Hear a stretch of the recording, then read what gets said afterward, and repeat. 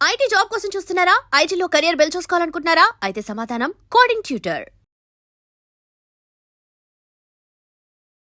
రాముడు మంచివాడు అంటారే, అలా రాముడు మంచివాళ్ళు చదువుకునే రోజుల్లో కానీ కాలేజీలో రోజుల్లో కానీ అన్నీ అలాగే చేసేవాడిని. బిజినెస్లోకి వెళ్ళాక కూడా బిజినెస్ పక్కాళ్ళందరూ ఎలా చేస్తారు, నేను కొత్తగా దిగాను అందులో. అప్పటికి నాకు సంబంధం లేని బిజినెస్లో దిగాను అనమాట. Electric Motors, oil engines. గోరు పని ఎప్పుడు అనిపించలేదా? అప్పుడు అంటే సంపాదన మీద పెట్టారు. కంప్లీట్ మైండ్ అంతా ఇక నాకు కావాల్సింది అదే కదా. డే అండ్ నైట్ వర్క్ చేశాను. కంపెనీ ప్రాఫిట్లోకి తీసుకొచ్చిన తర్వాత ఒక రోజున ఆయనే పిలిచి అన్నారు, నా షేర్ వదిలేద్దాం అనుకుంటున్నా, నువ్వు తీసుకుంటావా అని. నా దగ్గర డబ్బులు లేవు కదండి అన్న. చూసుకో మరి, నన్ను ఎవరెవరో వచ్చి అడుగుతున్నారు, వారం రోజులు టైం ఇస్తున్నా, నువ్వు కనుక తీసుకోగలిగితే నువ్వే తీసుకో. ఫస్ట్ ప్రొడక్ట్స్ నీకు 10 రూపాయలు తక్కువగా నేను నీకే ఇస్తాను, లేదంటే బయట వాళ్ళ ఆఫర్ ఉంది, మంచి ఆఫర్ అయింది, ఇచ్చేస్తాను. ఏం చేయాలో తెలియదు. డబ్బులు ఎవరిని అడుగుతాం? ఇంటికి వెళ్ళి కూర్చొని ఆలోచిస్తాను, ఏం చేద్దామని ఆలోచిస్తా అంటే నా వైఫ్ అడిగింది, ఏంటి ఆలోచిస్తారు సీరియస్ కింద అని. చూస్తాను, ఏం లేదు, మామూలుగానే ఉన్నాను. ఏమైనా ఆఫీస్లో ఏమైనా జరిగిందని? ఏమీ జరగలేదు, శుభ్రంగా ఉన్నాను. లేదు, మీరు ఏదో ఆలోచిస్తారు చెప్పండి. అప్పుడు చెప్పాను, ఇలా చిన్నాన్నగారికి ఆఫర్ ఇచ్చారు, మరి ఆఫర్ ఇస్తే తీసుకోవచ్చు కదా అని. నా దగ్గర డబ్బులు అయ్యి తీసుకోవడానికి, నా దగ్గర డబ్బులు లేవు కదా అన్న. మా నాన్నగారు వాళ్ళు, మా అమ్మ నాన్నగారు నాకు 5 ఎకరాల పొలం ఇచ్చారు, అది అమ్మేద్దాం, అది అమ్మేసి అది బిజినెస్ పెట్టుకుందాం అంటే నేను దానికి ఒప్పుకోలే. ఆడపిల్లలకి ఒక ఇదిగా ఇస్తారు తల్లిదండ్రులు, రాబోయే రోజుల్లో కుటుంబం ఏదైనా కూడా అమ్మాయి బాధపడకూడదని ఇస్తారు. దాన్ని అమ్మటం అనేది నాకు ఇష్టం లేదు. బిజినెస్ అన్న తర్వాత లాభం రావచ్చు, నష్టం రావచ్చు. ఇక పొద్దున బిజినెస్లో నష్టం వచ్చిందనుకో, నీకు ఆ 5 ఎకరాలు కూడా లేకుండా చేసినండి అవుతాను నేను. వద్దంటే వద్దాను. తను నన్ను కన్విన్స్ చేసి వాళ్ళ పేరెంట్స్తో మాట్లాడితే వాళ్ళు ఇమీడియట్గా యాక్సెప్ట్ చేశాను. అబ్బాయి బుద్ధిమంతులు శుభ్రంగా చేసుకుంటున్నాడు, మళ్ళీ తీసుకొని మీకు ఇచ్చిందే కదా అని వాళ్ళే వెంటనే అమ్మిపెట్టి డబ్బులు కూడా వచ్చి ఆ విధంగా అదే కంపెనీలో మరి 50% షేర్ ఉన్నాయి. అక్కడక్కడి నుంచి అంచెలంచెలుగా అక్కడి నుంచి అది బాగా బిజినెస్ డే అండ్ నైట్ చేసేవాడిని. అలా చేస్తున్న టైంలో నాకు సినిమా ఇండస్ట్రీలో చాలామంది ఫ్రెండ్స్ ఉన్నారు. నేను కాలేజీలో నేను చదువుకునే రోజుల్లోనే కృష్ణ గారు నా క్లాస్ ఇద్దరు పక్కనే కూర్చునేవాళ్ళు. అంటే కొంచెం బుద్ధిమంతుల్ని అలా చేయని వాళ్ళందరూ ముందు కూర్చోబెట్టేవారు, ముందు బెంచ్లో. కృష్ణ గారు బుద్ధిమంతులా సార్? బాగా కుస్తీ కాదు. ఎంత బుద్ధిమంతులు అంటే బాగా మంచి, చాలా అందగాడు, మంచి గిరదాల జుట్టు, వైట్ డ్రెస్ వేసుకునేవాడు, అసలు తెల్లగా ఉండేవాడు మనిషి. వచ్చి చూడంగానే అబ్బా అనిపించేవాడు అనమాట. ఎక్కువ ఎవరితోనూ మాట్లాడేవాడు. నాకు బాగా స్నేహితుడు అయ్యాడు, ఇద్దరు పక్కనే కూర్చునేవాడు. కాలేజీలో వాళ్ళందరూ కలిసి ఆయన పెట్టిన నిక్నేమ్, కాలేజీలో నిక్నేమ్లు చాలా పెట్టుకుంటారు ఒకళ్ళు. అవునవును. ఆయనకి పెట్టి నిక్నేమ్ పెట్టాడు దేవుడు. అబ్బా, ఎందుకు సార్? దేవుళ్ళలాగా వచ్చి కూర్చుంటాడు, పలకడం వెలకడం. అలాగనా? చక్కగా అద్దంగా దేవుళ్ళలాగా అట్లా కూర్చుంటాడు, చొక్కా నలకదు, తెల్లటి చట్ట బట్టలు వేసుకుంటాడు, మంచిది అని. అట్లా దేవుడు అని పేరు పెట్టారు. నిజంగా ఆ రోజున దేవుడు అని ఎవరు పెట్టారో తెలియదు, కానీ నిజంగా ఆయన లైఫ్లో కూడా దేవుడు. అవునా సార్? సినిమా ఇండస్ట్రీలో డబ్బులు ఇచ్చినా ఇవ్వకపోయినా ప్రొడ్యూసర్ని పిలిచి, దెబ్బతిన్న ప్రొడ్యూసర్ని పిలిచి, ఏమయ్యా రావే అంటే, ఎక్కడి నుంచి రారండి, డబ్బులన్నీ అయిపోయినాయి, మళ్ళీ సినిమా తీయనివ్వరు. నా దగ్గర డబ్బులు లేవండి, కొబ్బరికాయ కొట్టడానికి కూడా డబ్బులు లేవండి అంటే, నీకెందుకు అయినా నేను చూసుకుంటా, సినిమా మాత్రం ఇదిగో పలానా డైరెక్టర్, ఇదిగో పలానా సబ్జెక్టు, పలానా క్యాస్టింగ్ అని చెప్పి ఫైనాన్స్ని పిలిచి, డిస్ట్రిబ్యూటర్ని పిలిచేసి ఆయన గ్యారంటీ సంతకం పెట్టి డబ్బులు ఇప్పించేవాడు. ఎలా సార్? ఎందుకు అంటే ఆ మంచితనం వెనక ఉండే విషయం ఏంటి? అంటే తన ప్రొడ్యూసరు ఎవరు కూడా సఫర్ అవ్వకూడదు, తనతో నా మీద నమ్మకంతో వచ్చి సినిమా తీసిన వ్యక్తి సక్సెస్ అయితే వెల్ అండ్ గుడ్, ఇంకో సినిమా తీస్తాడు, ఫెయిల్ అయిన అతన్ని ఆదుకోవాలి మనం అని చెప్పి అట్లా తీసుకొని వాళ్ళని ఎంతోమందిని అట్లా ఆదుకున్నాడు ఆయన కృష్ణ గారు. దాంతో నిజంగా అదే అనిపిస్తుంది, కాలేజీలో మనం దేవుడు అని పెట్టిన పేరు 100కి 100 పాళ్ళు అట్లాగే చేశాడు అని చాలామందికి ఎన్ని రకాల హెల్ప్ చేశాడు చెప్పడానికి. చాలా మంచి వ్యక్తి.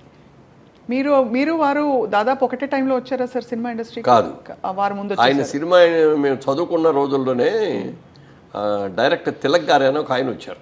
అంతకుముందు నాగేశ్వరరావు గారు వజ్రోత్సవం జరిగింది, 60 సినిమాలు పూర్తయిన తర్వాత చాలా పెద్ద ఎత్తున చేసి మా ఏలూరు కాలేజీకి కూడా గెస్ట్గా వచ్చారు. ఆయన వచ్చినప్పుడు ఆయన దగ్గర ఎంబడబడి అందరూ కూడా అప్పుడు లేవు కదా, సెల్ ఫోన్ లేవు కదా, ఫోటోలు గిటోలు లేవు, అందరూ ఈ ఆటోగ్రాఫ్ బుక్లు పుచ్చుకొని ఆటోగ్రాఫ్లు చేసుకునేవారు. అదంతా చూడంగానే ఇతనికి మనసులో పడింది. అది నేను కొంచెం అందంగానే ఉంటాను, నేను కూడా సినిమా యాక్టర్ని అయితే నాకు కూడా ఇట్లాగే ఇంత ఫ్యాన్ ఫాలోయింగ్ వస్తుంది కదా అని ఫస్ట్ ఇది దాంట్లో వచ్చింది. ఆ తర్వాత కొద్ది రోజులు డైరెక్టర్ తిలక్ గారు ఏదో ఫంక్షన్కి మా కాలేజీకి వచ్చారు. అప్పుడు ఈయన చూసి పిలిచాడు, ఏంటి సినిమాల్లోకి వస్తావా అన్నాడు. వస్తారు సార్ అన్నాడు చాలా ఆనందంగా. అనగానే నువ్వు నా అడ్రస్ ఇచ్చి వెళ్తాను, నువ్వు మెడ్రాస్ వచ్చినప్పుడు నన్ను కలుగు అన్నాడు. ఈ లోపల చదువు డిగ్రీ పూర్తి చేశాడు ఆయన. పూర్తి చేసి మెడ్రాస్ వెళ్ళిపోయాడు. మెడ్రాస్ వెళ్తే నేను అప్పుడు తీసిన సినిమా అయిపోయింది, ఇప్పుడు ఆన్ హ్యాండ్ ఏది లేదు, మళ్ళీ నెక్స్ట్ సినిమా మొదలుపెట్టినప్పుడు ఇస్తాను, ఆ లోపల అప్పుడు దాకా నాటకాలు వేస్తూ ఉండేవారు. అట్లా సోమన్ బాబు ఈయన ఇంకా కొంతమంది కలిసి నాటకాలు వేసేవాడు. అలా అయ్యాడు. నేను ఆయన వెళ్ళిన తర్వాత దాదాపు 10 ఏళ్ల తర్వాత వెళ్ళాడు. ఆయనేమో సినిమాల్లోకి వెళ్ళాడు, నేనేం బిజినెస్లోకి వెళ్ళాను. టచ్లో ఉండేవారు. నేను మా బిజినెస్కి అంతా హెడ్ క్వార్టర్స్ మాకు కోయంబత్తూరు, అక్కడ మ్యానుఫ్యాక్చర్ అవుతాయి అన్నమాట ఆయిల్ ఇంజన్స్, మోటార్స్ ఆయిల్. నేను ఫ్రీక్వెంట్గా కోయంబత్తూరు వెళ్ళేవాడిని. తిరిగి వచ్చేటప్పుడు మెడ్రాస్లో ఆగి ఆ రోజంతా అక్కడ ఉండి నెక్స్ట్ డే నైట్ విజయవాడ వచ్చేవాడిని. అప్పుడు వెళ్ళటం, కలుసుకోవటం, మాట్లాడుకోవటం అవన్నీ. మీరు సినిమా ఇండస్ట్రీకి వచ్చే టైంకి మీరు married, settled and business man, 2 పిల్లలు ప్లస్ ఇంకా క్రాంతి కుమార్ నా క్లాస్మేటు, విజయబాబు రెడ్డి గారు నాకు సీనియర్ కొద్దిగా, విజేంద్ర ప్రసాద్ గారు క్లాస్మేటు, ఇట్లా చాలామంది ఉన్నారు. ఇంకా డాక్టర్ సాంబశివరావు గారు, వీళ్ళందరూ కూడా. వాళ్ళందరూ అనేవారు ఇప్పటికప్పుడే రావయ్యా అని. సోమన్ బాబు గారు కూడా ఒక రోజున కలిసాం. ఆయన కలిసిన రోజున ఆయనకే ఇట్లా చూస్తాడు, ఏంటి సార్ అలా చూస్తున్నారు అన్న, నువ్వు బాగున్నావు కదా, ఇంత సినిమాలో ట్రై చేయొచ్చు కదా, ఎందుకు చేయట్లేదు అన్నాడు. నాకు సినిమాల మీద ఇంట్రెస్ట్ లేదండి, బిజినెస్ మీద ఇంట్రెస్ట్, నేను అందుకని బిజినెస్ చేసుకుంటున్నాను అన్న. లేదు మీరు ట్రై చేయండి బాగుంటారు అది అన్నాడు. వద్దులేండి అన్న. ఆ తర్వాత ఆయన్నే హీరోగా పెట్టి క్రాంతి కుమారును హనుమ ప్రసాద్ గారు శారద అని సినిమా తీశారు. గొప్ప హిట్ అయింది అది, మ్యూజికల్గానే హిట్ అయింది ఇది. ఆ సినిమా మొత్తం రాజమండ్రిలో తీశారు. నేను బెజవాడ నుంచి సాటర్డే సండే వస్తే అక్కడికి వెళ్ళిపోయి ఆ 2 రోజులు ఆడతా గడిపేసి మళ్ళీ వచ్చేవాడిని.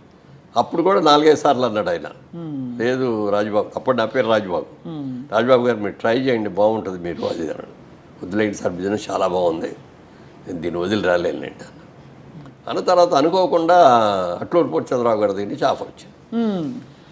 వాళ్ళ సినిమాలో హీరో, డైరెక్ట్ హీరో.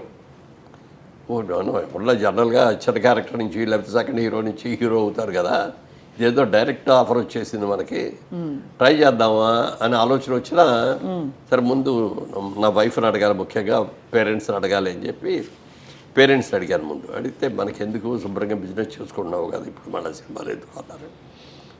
సరే మా ఆవిడ దగ్గరికి వెళ్ళేటప్పటికీ ఆలోచించి, ఇది మీరు ట్రై చేసింది కాదు, ఈ ఆఫర్ మీకే వచ్చింది, లక్ష్మీదేవి వచ్చే తలుపు ఒకసారి కొడద్దంటారు, వచ్చినప్పుడు తలుపు తీస్తే ఆ లక్ష్మీదేవి మనకి ఇంట్లోకి వస్తుంది, మనం తలుపు తీయకుండా ఉంటే ఆ లక్ష్మీదేవి అక్కడ పక్కెట్టుకో ఇంకో ఇంటికి వెళ్ళిపోతుంది, మీకు అవకాశం ఒక ట్రైల్ వేయండి, తప్పే ఉంది, మన బిజినెస్ ఇక్కడ ఉంది, షూటింగ్ అయిన రోజులు మీరు అక్కడే ఉండాలి, షూటింగ్ అయిన తర్వాత ఒక్కరోజు కూడా అక్కడ ఉండకుండా మళ్ళీ విజయవాడ వచ్చేసి బిజినెస్ చూసుకోవాలి.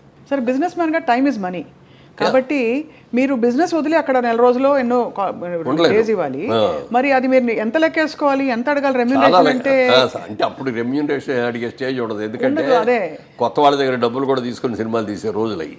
ఓహో, కొత్తగా ఎవరు వచ్చి హీరో కావాలంటే ఇది అంటే అందరూ తీసుకుంటారు కాదు, అసలు కొత్తగా ఫస్ట్ టైం చేసిన వాళ్ళకి డబ్బులు కూడా ఇవ్వరు. కానీ మా నిర్మాత గారు నాకు 3,000, గిరిబాబుకి 3,000 రెమ్యూనరేషన్ ఇచ్చారు. ఓహో, అప్పుడు ఆ 3,000 పెద్ద అమౌంట్గా ఫీల్ అయ్యాను. 3,000 వచ్చింది వాళ్ళు ఒకసారి. కానీ అప్పుడు బిజినెస్ మ్యాన్ గా సుమారు అంటే ఒక అంచనాకి సార్ ఎంత వచ్చేది మీకు రాబడి పర్ మంత్? పర్ మంత్ లాగా అంచనా కోసం ఐడియా ఉండడానికి అంటే సంవత్సరానికి లెక్కేసుకొని మాకు ఒక 50, మా ప్రొడక్టర్కి ఒక 50 అట్లా వచ్చేది. 50,000 పర్ మంత్? పర్ మంత్ కాదు, పర్ ఇయర్. ఓహో, 6 రోజులు పర్ మంత్ అంటే అంత. అదే 50,000 పర్ ఇయర్ అంటే దాదాపు మీరు ఇప్పుడు 3 × 12 అంటే 12 నెలలకి 3,000 లెక్కేసుకుంటే కూడా నాట్ బ్యాడ్, కొంచెం తక్కువ. బట్ అంటే ఉంటాయి కదా సార్ లెక్కలు, ఇప్పుడు ఒక రోజు ఇవ్వాలి. అప్పుడు డబ్బు గురించి ఆలోచించాల, ఇదేదో కొత్త ప్రయత్నం వచ్చింది, ఈ ప్రయత్నంలో కూడా వెళ్ళారు. అప్పుడు నాటకాలు వేస్తూ ఉండేవాడు విజయవాడలో, నాటకాలు ఇంట్రెస్ట్ కూడా ఉంది కాబట్టి ట్రైల్ వేద్దాంలే అని చెప్పి ఆ దేశం అది సక్సెస్ అవ్వబట్టి అంచెలంచెలుగా పైకి వెళ్ళటం. అక్కడ దాసనారాయణ గారు 2వ సినిమాకి పరిచయం అవటం. ఏమనేవారు సార్ మీ యాక్టింగ్ చూసి అప్పట్లోనే? దాసర్ గారు నా యాక్టింగ్ కంటే కూడా నా సిన్సియారిటీని ఎక్కువ చూసేవారు, నేర్చుకోవాలి అనే ఇది, తర్వాత టైం మెయింటైన్ చేయటం ఒకటి. తర్వాత సినిమా ప్రొడ్యూసర్ హనుమాన్ ప్రసాద్ గారు నాకు క్లోజెస్ట్ ఫ్రెండ్, మేము మా షాప్స్ బిజినెస్లో పక్కపక్కనే. ఆయన ప్రొడక్షన్ నేనే ప్రొడక్షన్ మా సొంత సినిమా నటుగా ప్రొడక్షన్ కూడా చేసేవాడిని. బెంగళూరులో జరిగింది షూటింగ్ అంతా. ఈ ఇల్లు బాగుందయ్యా, ఈ షూటింగ్ బాగుంటుంది అని ఆయన అంటే వెంటనే నేను వెళ్ళిపోయి వాళ్ళ దగ్గరికి వెళ్ళి ఐఎమ్ సో అండ్ సో అండి, తెలుగు సినిమా షూటింగ్ అండి, మీరు ఇవ్వాలండి అంటే వాళ్ళు వెంటనే ఇచ్చేవాడు.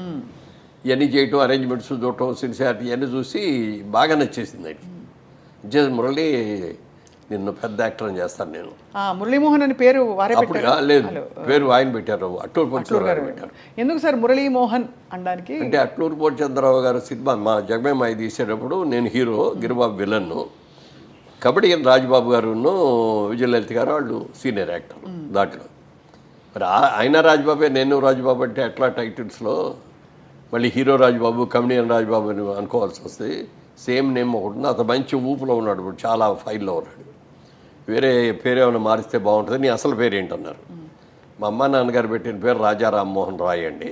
అబ్బా, మా నాన్నగారికి పొలిటికల్ ఇంట్రెస్ట్ తోటి అట్లా పొలిటికల్ నాయకుల పేర్లు, మా తమ్ముడికి వేణుగోపాల్ తిలక్ అని పెట్టారు.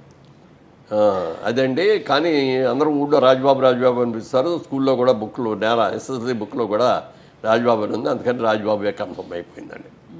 అయితే రాజా రామ్మోహన్ రాయ్ అంటున్నారు కదా, మోహన్ అని పెట్టుకుందాం, అదంటే పెద్ద పేరులాగా ఉంది, మోహన్ అని పెడదామా అని. ఓకే అండి అని ప్రెస్లో అనౌన్స్ చేస్తే ప్రెస్లో ఎవరో అన్నారు, ఏమంటే మోహన్ అంటే ఏదో కట్ చేసినట్టుగా ఉంది, రామ్మోహన్ కృష్ణమోహన్ లాగా మురళీమోహన్ ఏదో అట్లా అంటే బాగుంటుందండి అని వెంటనే అన్నారు. మురళీమోహన్ ఎలా ఉంది మురళి అన్న రాజబాబు గారు అంటే బాగుంది సార్ అన్న అనగానే అది కన్ఫర్మ్ అయింది. సో అలా మురళీమోహన్ గారు అడుగు పెట్టడం ఒక వెలిగేశారు సార్. అదే అంటే మొట్టమొదట ఇంకా రావాలవద్దా అని అనుకుంటానే షూటింగ్ ఉంటే అక్కడ మెడ్రాస్లో ఉంటాం, లేకపోతే విజయవాడలో ఉంటాం, బిజినెస్ చూసుకోవడం అట్లాగే ఉండేది. అలా 2 ఏళ్ళు గడిచింది. 2 ఏళ్ళు గడిచిన తర్వాత నెంబర్ ఆఫ్ ఫిల్మ్స్ వచ్చేసి ఒక్కరోజు కూడా హైదరాబాద్ వెళ్ళలేదు, విజయవాడ వెళ్ళడానికి ఖాళీ ఉండేది కాదు. ఇక మనం సెటిల్ అయ్యాం, మనం దీని మీద ఇది అవ్వచ్చు అన్నప్పుడు ఫ్యామిలీ షిఫ్ట్ చేసి అప్పుడే బిజినెస్ కూడా పార్ట్నర్ దగ్గరికి వెళ్ళేవాడిని, మీరు తీసేసుకోండి నేను ఇక రాలేను అని చెప్పంటే ఆయన మీరు లేకుండా నేను బిజినెస్ చేయలేను, నా వల్ల కాదు, క్లోజ్ చేసేద్దామండి అంటే బిజినెస్ క్లోజ్ చేసి నిజానికి సార్ మీ సినిమాలన్నీ చాలా ఇష్టపడి చూసేవాళ్ళం మేము టీవీల్లో, దూరదర్శన్లో వచ్చినప్పుడు కూడా. ఎందుకంటే అన్ని పాజిటివ్ ఎండింగ్స్, దాదాపుగా మీవన్నీ కుటుంబ కథ, అన్ని కుటుంబ కథా చిత్రాలు. అండ్ ఎప్పుడూ ఒక మంచి ఇదే కనిపించేది, కానీ ఎక్కడ నెగిటివ్ అవి చాలా తక్కువ, అసలు ఎక్కువ ఉండేవి కాదు. ఇప్పుడు ఈవెన్ టీవీ సీరియల్స్లో లేడీ వెల్స్ ఇవన్నీ ఉన్నారు కదా, అందులో అవి కూడా ఉండేవి కాదు. అదే అంటే భరోసాగా ఉండేది, హాయిగా ఉండేది చూస్తే మీ సినిమా. ఇవన్నీ మీకు ఇలా రావడం అనేది, ఇలాంటి రోల్సే, అది మీకు డెస్టినీ అంటారా లేక? డెస్టినీ అని కాదు, కానీ భారతంలో ఒక అమ్మాయిని ఒక సినిమా దాసరి గారు డైరెక్ట్ చేశారు. నేను, చంద్రమోహన్, రోజారమణి మేము మెయిన్ క్యాస్టింగ్. అందులో మంచి ఫాస్ట్ క్యారెక్టర్, స్టూడెంట్ లీడర్గా పెద్ద ఇది.